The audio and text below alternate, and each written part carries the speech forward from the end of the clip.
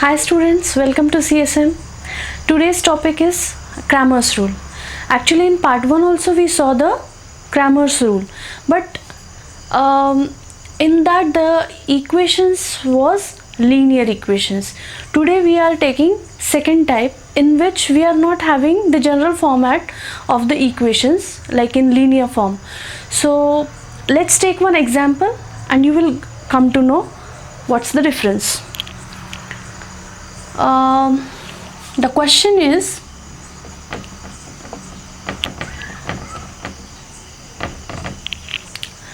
three upon x minus 2 plus 2 upon y minus 3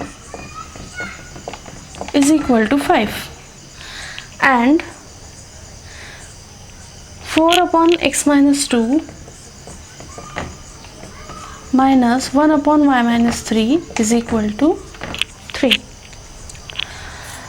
So in this format you can see it's not a general form like how we saw in first part.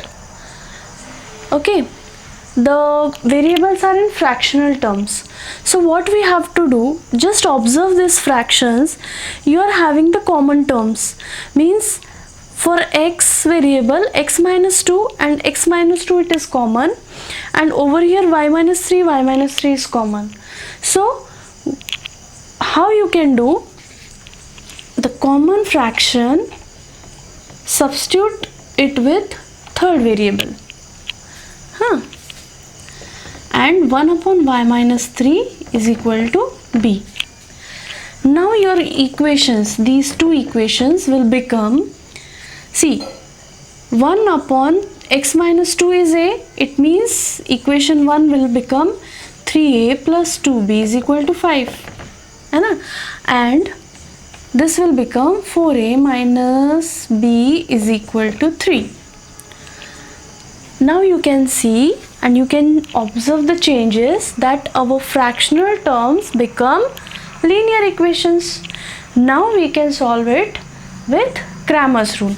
Now what Cramer's rule says, you have to calculate d, and how you can write d? Coefficients of the variables. So coefficients of variables 3, 4, 2 and minus 1.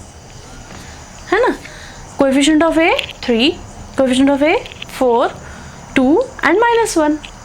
So now just solve the determinant. 3 into minus 1 minus 4 into 2. So this is minus 3 and minus 8. Minus 3 minus 8 is minus 11. Second step is we have to find dA. Why dA? Because our equation is in A and B form. So dA will be what? Will replace the coefficients of A with the constants. So coefficient of A means 3 and 4 will be replaced by 5 and 3. 5, 3, 2 and minus 1. Now solve the determinant. 5 into minus 1 minus 3 into 2 minus 5 minus 6. This is minus 11. Now dB. How we can write the dB? Replace coefficients of b with the constants. So 3, 4, and instead of writing 2 and minus 1 we'll write 5 and 3. Now similarly cross multiplication, 3 into 3 minus 5 into 4. So 9 minus 20. 9 minus 20 is minus 11. Now we got d, dA and dB.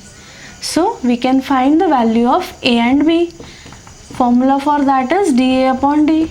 So minus 11 upon minus 11. A is equal to 1 and B is equal to dB upon d. Again dB is minus 11 and d is minus 11. So this is also 1. But see, A is not our original variable. Our original variables are x and y. We have to find x and y. So how you can find x and y? we are having this substitution, no? We have to use it now for finding x and y. So what was our x substitution? 1 upon x minus 2 is equal to a. We'll substitute the value of a. This will go there and multiply it with 1.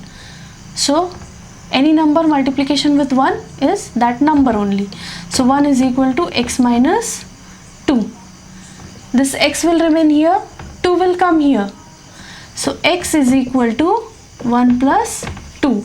Here it was minus. When it comes this side of equals to, it will become plus. So x is equal to 3. We got the answer, x is equal to 3. For finding y, 1 upon y minus 3 is equal to b. We'll substitute the value of b. It is also 1. Similar way, 1 is equal to y minus 3. This 3 will come, minus 3 will come here and become plus. So y is equal to 1 plus 3.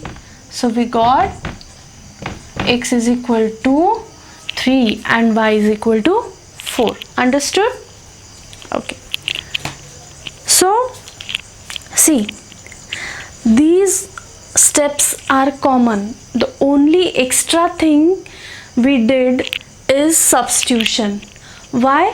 Because this question, this set of equations was not in general form.